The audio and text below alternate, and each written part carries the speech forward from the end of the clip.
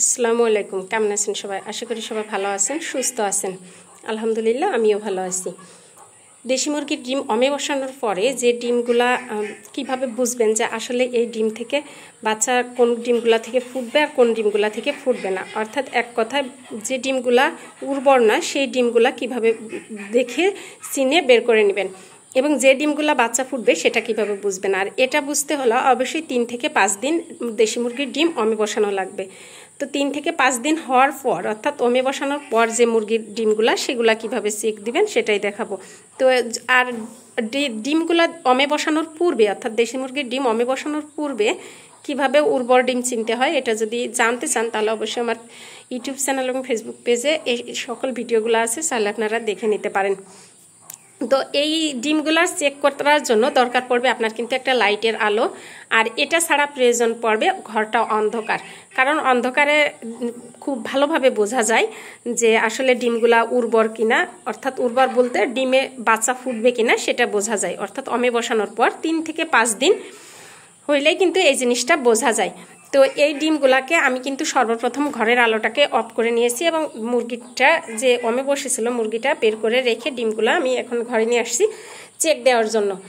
তো এই ডিমগুলা কিন্তু এক এক করে এই যে এখন কিন্তু এই যে দেখেন আমি লাইটের সাহায্যে ধরছি। তো যে ডিমগুলা থেকে বাচ্চা ফুটবে এটার মধ্যে কিন্তু রক্তের শিরা দেখা দিবে, অর্থাৎ মাকড়সার মতো শিরাগুলা বোঝা যাবে যে এই ডিমটা থেকে বাচ্চা ফুটতে পারে। তো এই যে এভাবে ঘোরালেই বোঝা যাবে, এই যে দেখেন, অর্থাৎ এই যে মাকড়সার জালের মতো দেখেন রক্তের যে শিরাগুলা এগুলা কিন্তু এই যে বোঝা যাচ্ছে। তো এইটা বোঝার জন্য কিন্তু যদি 5 থেকে 7 দিন হয় তাহলে আরও ভালো বোঝা যায়, আর 3 থেকে 5 দিন হইলে হালকা বোঝা যায়। তো এইভাবে কিন্তু এক এক করে কিন্তু সমস্ত ডিমগুলাই করে নিতে হবে। এই যে দেখেন এটাতে এই যে বোঝা যাচ্ছে, এটা ধরার সাথে সাথেই বোঝা যাচ্ছে যে এটার মধ্যে এই যে মাকড়সার জালের মতো যে শিরাটা সেটা কিন্তু দেখা যাচ্ছে।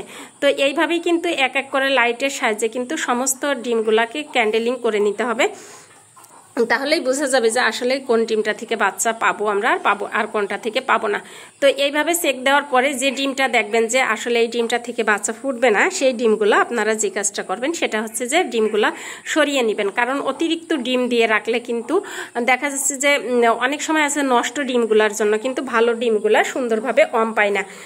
তো আর যদিও একটা দেশি মুরগিকে যেগুলা ডিম দেওয়া যায়, আর যদি বড় মুরগি হয় তাহলে সেই ক্ষেত্রে আপনারা দেখা যাচ্ছে যে 18টা দিতে পারেন, আর যদি 18 থেকে 20টা দিতে পারেন। আর যদি দেখা যাচ্ছে যে ছোট সাইজের মুরগি হয় সেক্ষেত্রে আপনারা 12 থেকে 15টা ডিম দিতে পারেন, তবে 10 থেকে 12টা দিলেই বেশি ভালো হয় ছোট সাইজের হলে। তো এইভাবে কিন্তু এক এক করে কিন্তু ডিমগুলাকে সব চেক দিয়ে নিতে হবে।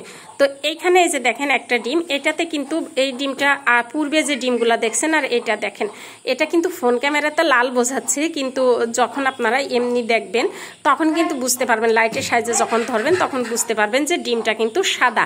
তো এরকম সাদা থাকবে এর ভেতরটা, দেখেন এর মধ্যে কিন্তু কোনো ধরনের কোনো মাকড়সার জালের মতো কোনো কিছুই কিন্তু তৈরি হয়নি, এটা দেখেই বোঝা যাচ্ছে।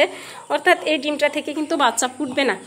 তো এইখানে এই যে দেখেন আরও একটা ডিম, এইভাবে কিন্তু সেম সমস্যাটাই হয়েছে। তো এইখানে কিন্তু এই যে 2টা ডিম, এই 2টা ডিম থেকে কিন্তু বাচ্চা ফুটবে না, এছাড়া কিন্তু বাকি আর যে ডিমগুলো আছে সেই ডিমগুলা থেকে কিন্তু বাচ্চা ফুটবে। তো এখন এই 2টা ডিমকে আমি কিন্তু আলাদা করে সরিয়ে নিব। আলাদা করে সরিয়ে নেওয়ার পরে এখন বাকি যে ডিমগুলো আছে এগুলাকেই আমি অমে বসিয়ে দিব।